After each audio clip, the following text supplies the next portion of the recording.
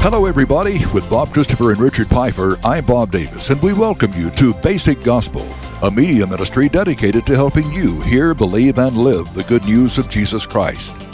Today, we continue in our study through the Simple Gospel Simply Grace Study Guide.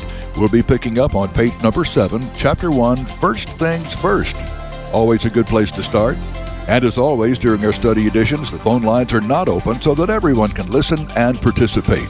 And hoping that you'll do just that, it's Basic Gospel, everybody. Now here's Bob Christopher. Well, thanks, Bob. And I think the title is so appropriate. First Things First. We're going to look at the resurrection of Jesus Christ today. And that really is the central issue of Christianity. Without the resurrection of Jesus Christ, Christianity wouldn't exist today. I mean, that is the hinge on which the whole faith turns, isn't it? Absolutely. Yeah, so without it, we're just without hope, as Paul wrote in his letter to the Corinthians. So we want to start there. And it's also an answer to that riddle that many people have before coming to know Christ. You know, they pray and they just feel like their prayers are bouncing off the ceiling. And one of the reasons is their prayers aren't in line with God's first priority. And that's the resurrection of Christ and what that means to us in practical terms. And we're going to be talking about that as we go through this first chapter of the Simple Gospel, Simply Grace Study Guide. It reminds me of a number of years ago when Gina and I had the opportunity to retrace the final steps of Jesus Christ. We started at the Garden of Gethsemane, and it was just she and I taking this journey. And we went to all the different places that Jesus would have gone to, as far as his trial before Caiaphas, his trial before Pontius Pilate, and then the journey carrying the cross from that place where Pilate handed him over to be crucified out to Golgotha. And we looked at the place of the skull where the cross would have been, and then we ventured just a short, maybe 100 yards to the empty tomb. And we sat there, and just this fact of the resurrection just blew over us like waves to the shore. It was just the most incredible spiritual moment in our lives, just to recognize the reality of the resurrection, that Jesus Christ is indeed alive. And talk about good news. There is no better news than that, to know that Jesus Christ is alive, that he actually did rise from the dead, just as he had predicted.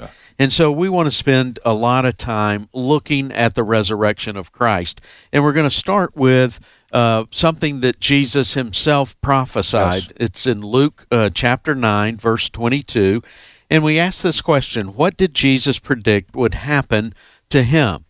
And here's what Luke recorded. And he said, and this is Jesus speaking, "The Son of Man must suffer many things and be rejected by the elders, the chief priests, and the teachers of the law. And he must be killed, and on the third day be raised to life." So here, in very clear, plain language, he tells his disciples, this is what's going to happen. He's going to be handed over to the chief priest and the elders and the teachers of the law. He's going to be killed, but here's the stumper. On the third day, he's going to be raised back to life.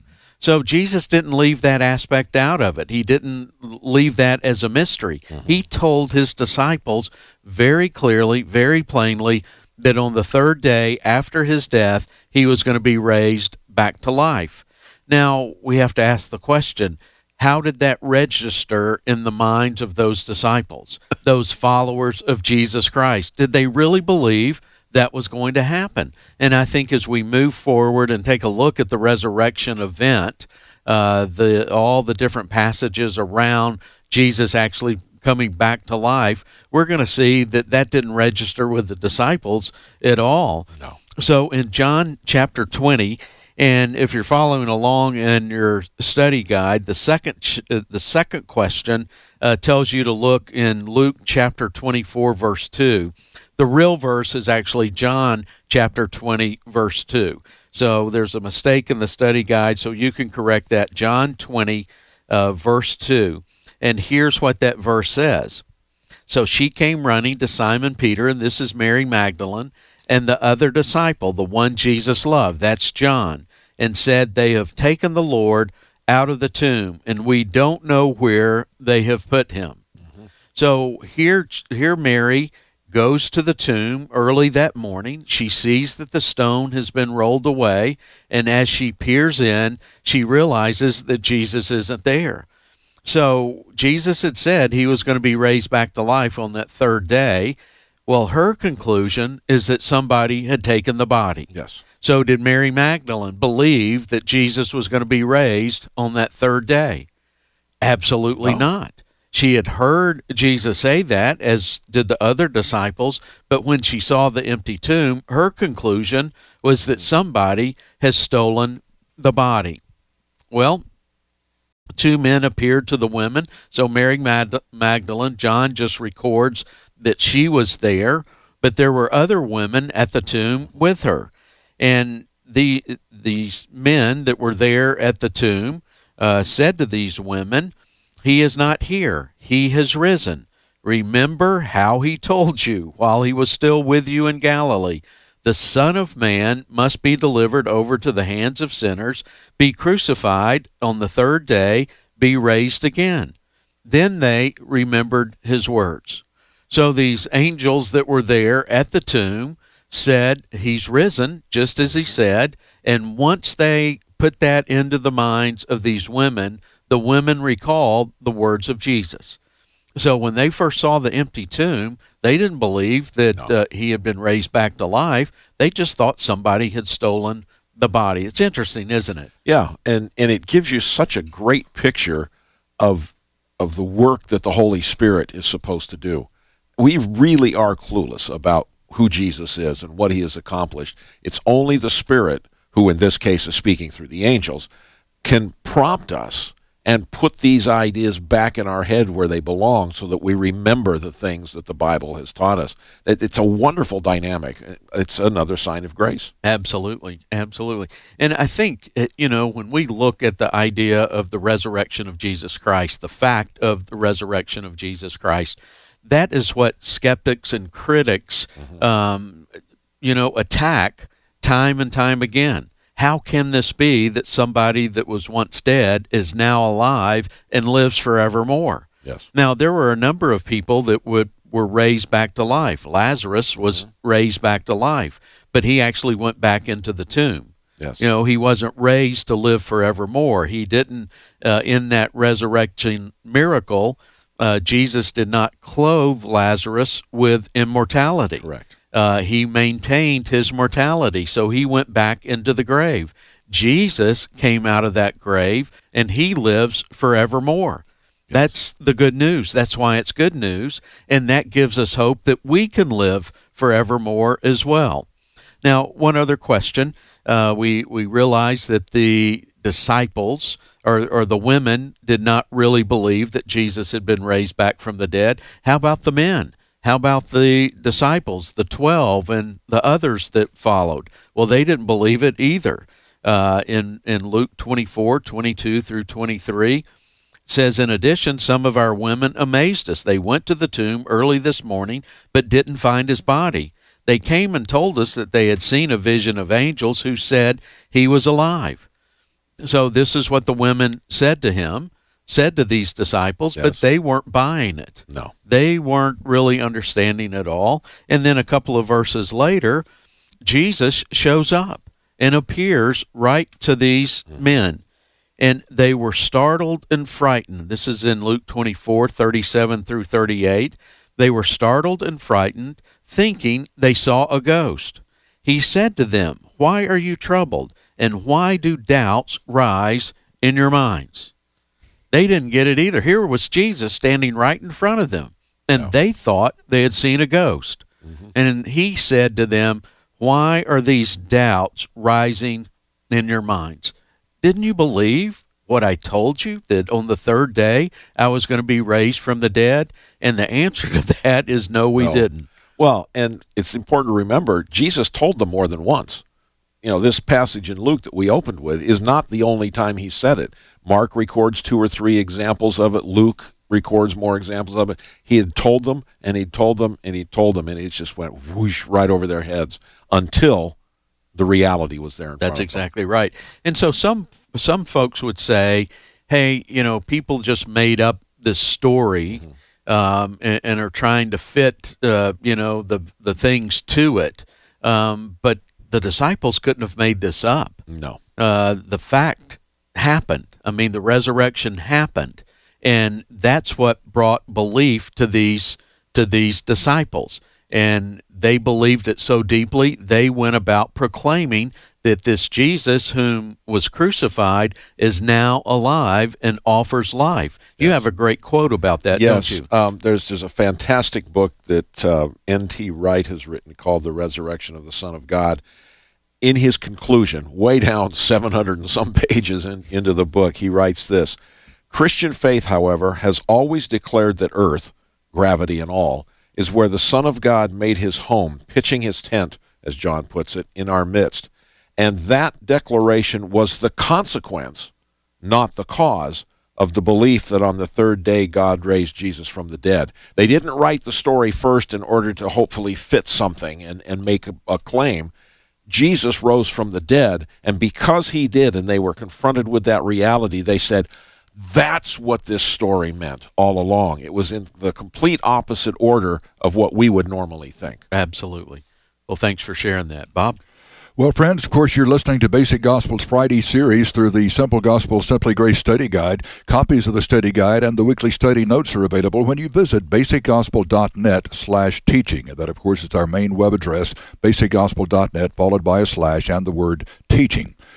Friends, I want to remind you also that we are here every weekday getting the word out. And we want you to know that when you partner with Basic Gospel, you become a part of the blessing of proclaiming Jesus and the reality of his life in us. People seeking truth come to Basic Gospel, and if what you've heard here has made a difference in your family or your life, why, we ask you to stand with us, stand beside us, and help share in the blessing of supporting Basic Gospel with your prayers and with your gifts. And you can do that today by clicking Donate on any page at basicgospel.net. You can also donate through PayPal. Either way, I hope you'll make your gift today to help keep the good news coming. Speaking of good news, let's continue with it. Well, let's do. So here we have Jesus in front of the disciples. They think they have seen a ghost, and Jesus is asking the question, why are these doubts rising in your minds? And then Jesus does something for them that he does for all of us. This isn't something that we can come to through an intellectual exercise. This is something that has to be revealed to us. Our minds have to be opened, and that's exactly what Jesus did with the disciples in Luke 24:45 through 47. Luke records this: Then he opened their minds so they could understand the Scriptures. He told them, "This is what is written. The Messiah will suffer and rise from the dead on the third day, and repentance for the forgiveness of sins will be preached in his name to all nations, beginning at Jerusalem." Yes. So he opened the minds of those disciples so that they could really see that the Scriptures that they had grown up knowing and hearing and reading were actually about Jesus, and they have come true, have been fulfilled in Jesus Christ in the resurrection of him from the dead. Yes. So their minds had to be open to that. That wasn't something they were understanding just in their casual reading of the story. They missed it. They missed it when Jesus actually said it to them. Only after Jesus opened their minds did they realize what the Scripture had been teaching all along. And that's the same for us, isn't it? Oh, yes, absolutely. I mean, we can go into the Word of God, and there's many people out there that are probably going into the Word of God, and they're opening up at wherever the Bible opens. Yes. And they're reading through, and they're trying to find some help. They're trying to find some hope, but it doesn't make sense. It's a mystery to them. All they can say is, I read this chapter in the book of Luke, or I read something from Colossians. I have no earthly idea what it means, but I read it. Well, that's what these disciples had done. They had read the Scriptures, but they had no real understanding as to what those Scriptures meant until Jesus opened their minds. So if that's the case for you right now, if you're struggling with understanding what the Word of God is saying to you, ask Jesus to open up your minds, and he will do so in exactly the same way he opened up the minds of the disciples. A lot of times folks pray and they feel like their prayers are bouncing off the ceiling. They're not getting up to God. They're just coming right back down. And the reason is we're not praying based on what God's revealed to us. So the resurrection is the central piece of Christianity. Yes. Without it, Christianity would not exist. And it has some practical implications for us. It really talks about our deepest need. Most of us think of it as forgiveness, but our deepest need is the fact that we're dead spiritually and we need life. That's why the resurrection is central. Through the resurrection of Jesus Christ, we get our deepest need met. We receive life. Just as he was raised from the dead, we too are raised spiritually from the dead so that we could walk in the newness of life. So until we get that first thing first, that this gospel is all about life, we're going to struggle in Christianity. We're going to keep throwing up prayers. They're going to shoot right back down to us as they bounce off the ceiling. But once we've been given life, once our minds have been opened, Christianity starts to fall into place. Yeah. Let me read just a piece of that quote again. The declaration was the consequence of, not the cause of, the belief. Okay? When we've come to grips with the reality of the resurrection, that Jesus truly was raised, then we can begin to understand everything else. If we start with everything else, we will never come to the conclusion that we need to come to regarding Jesus. It must absolutely start with the resurrection. Absolutely. Now, it's kind of interesting. No one was actually there to see Jesus come back to life. Nobody was actually there to see him walk out of the tomb. We assume those Roman guards may have seen it, but from one of the gospel records, they were paralyzed. They acted as if they were dead. So it was like maybe God put a curtain in front of them where they couldn't really see what was going on. So as far as we know, there are no human eyes that saw Jesus coming back to life and walking out of that tomb. But Jesus appeared to the women first, then he appeared to the disciples, and then he appeared to quite a number of other people. And in Luke 24:48, he says this to his disciples, "You are witnesses of these things." Yes. What things? That the Messiah would suffer and die, and then on the third day he would rise from the dead. Yes. So these disciples were witnesses to these things. So how do we know that the resurrection is true? Well, it's based on the witnesses of the disciples.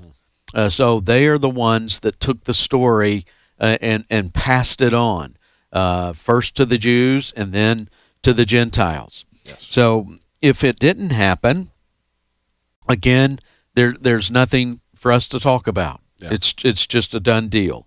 And in 1 Corinthians 15:5-8, Paul tells the story that Christ died for our sins according to Scripture, that he was buried, and then on the third day he was raised according to Scriptures. And then he goes on to say what happened after Jesus was raised from the dead, and that he appeared to Cephas. This is 1 Corinthians 15, starting in verse 5. He appeared to Cephas, that's Peter, then to the 12. After that, he appeared to more than 500 of the brothers and sisters at the same time, most of whom are still living, though some have fallen asleep. Then he appeared to James, then to all the apostles, and last of all, he appeared to me also as to one abnormally born. So how many people did he appear to? Quite a number. Yes. Now, you assemble all those folks in a room, and they're going to tell you the same story. They saw Jesus. They saw the resurrected Jesus. A real Jesus. Yeah. Now, a lot of skeptics today, say, how can that be? Yeah, they were just seeing an illusion. Yeah. And, with that number of people, that they can't all have seen an illusion. Yeah. That's kind of ridiculous thinking. But skeptics bring it and try to make that a point that you have to defend. Well, if you know kind of the rules of evidence, if you have this many people telling the same story, from their version, then you have to assume that it's true, that they're not making this stuff up. They aren't smoking dope and, coming up with some story.